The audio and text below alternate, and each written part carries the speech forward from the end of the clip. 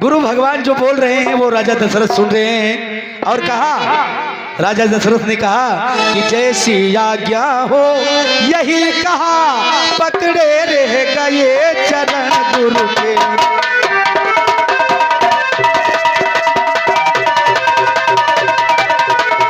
मानो अपना सारा भविष्य कर दिया आज अर्पण गुरु के।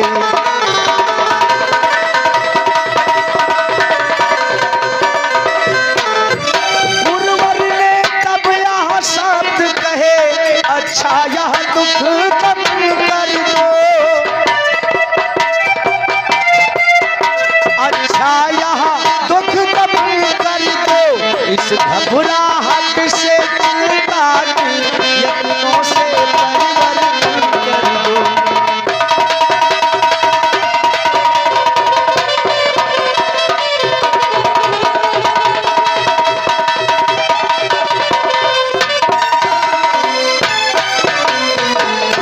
गुरु भगवान ने कहा हमारे पास बहुत ढेर सारे जतन हैं और ऐसा ऐसा जतन है कि आपके यहाँ पुत्र का जन्म होगा। राजन ने कहा कुछ नहीं कहा, कहा जैसा आपका आज्ञा होए वह हम शुरू कर दें। गुरु भगवान ने कहा इच्छा है अगर पुत्र ही का, पुत्रेष्ठ यज्ञ संविधान करो, पाओगे 4 पुत्र राजन, भगवान विष्णु का ध्यान करो।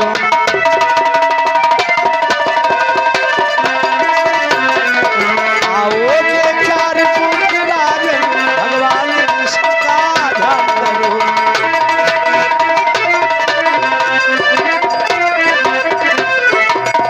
पुत्रेष्ठ यज्ञ के विशेषज्ञ श्रृंगी ऋषि को बुलवाना है, वह मान तुम्हारे होते हैं, उनको आचार्य बनाना है।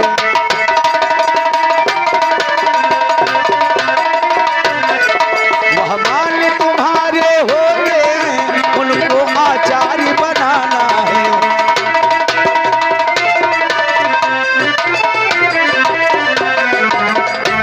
गुरुवर का आदेश सुन मुदित उठे महिपाल, आज्ञा यज्ञ प्रबंध की आकर दी तत्काल। और कि श्रृंगी ऋषि आए यथा समय, सालंद बरण सुविकार किया।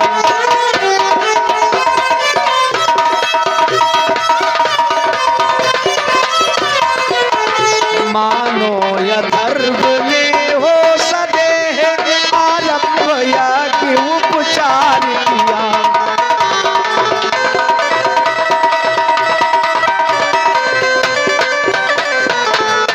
और पूर्णाहुति का जब दिन आया, ऋषिगण ने आशीर्वाद दिया, हो अग्निदेव ने स्वयं प्रकट निज कर से खीर प्रसाद दिया।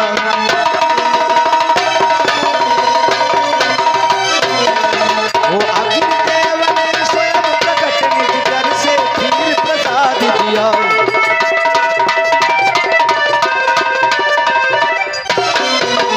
बोले मेरे द्वारा पायस चतुरानन ने भिजवाया है, चतुरानन ने भिजवाया है, यज्ञेश्वर विष्णु चतुर्भुज का प्रस्थान रूप यहाँ आया है।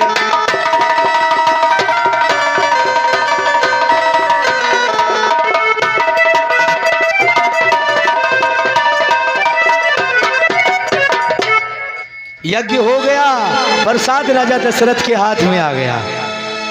जैसे हाथ में आया चमत्कार वहीं से शुरू हो गया। क्या हुआ कि अवलौकिक अलौकिक चमत्कार दशरथ को परमानंद हुआ।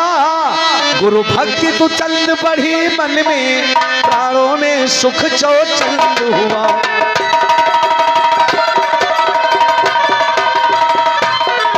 गुरु भक्ति तो चंद बढ़ी मन में, प्राणों में सुख चौचंद हुआ।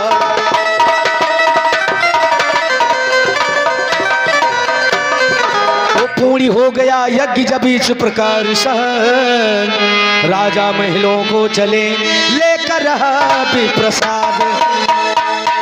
आज ऐसे महल की तरफ घूमे कि पटरानी को सिल्या जी को जाते ही आधा भाग दिया।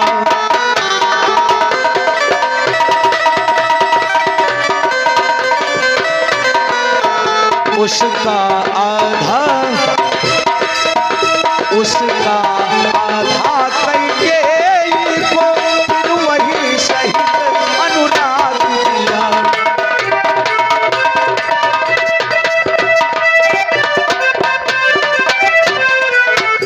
शेषांग हुआ आधा आधा जिसको कि ले लिया दोनों ने।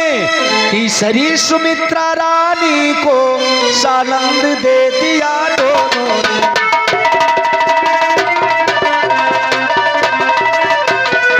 तीसरी सुमित्रा रानी को सानंद दे दिया दोनों ने।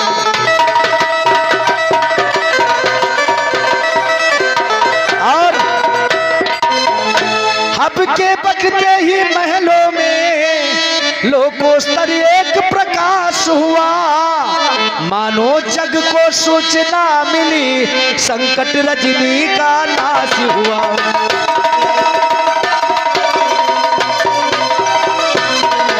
मानो जग को सूचना मिली संकट रजनी का नाश हुआ।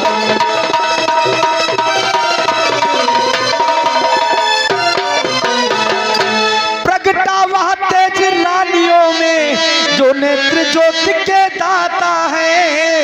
खिल उठा अचानक सूर्य वंश अब सूर्य वंश में आता है।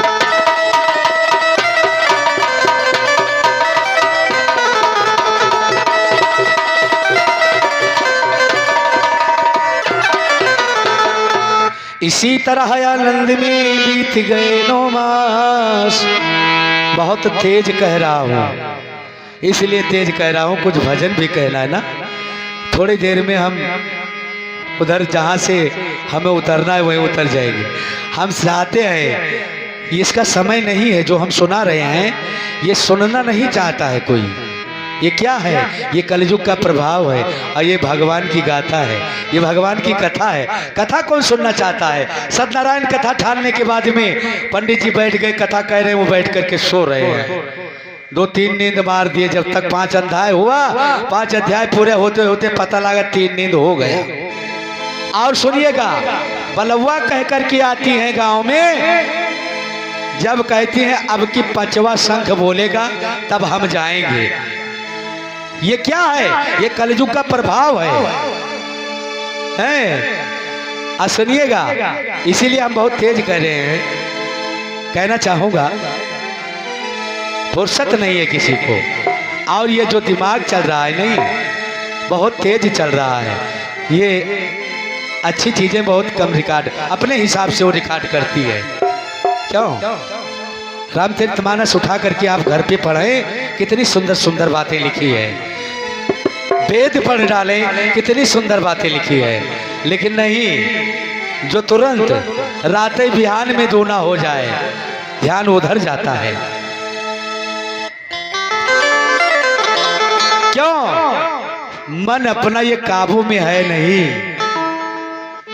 काबू में मन नहीं है, मन पे लगाम नहीं है। देखा है?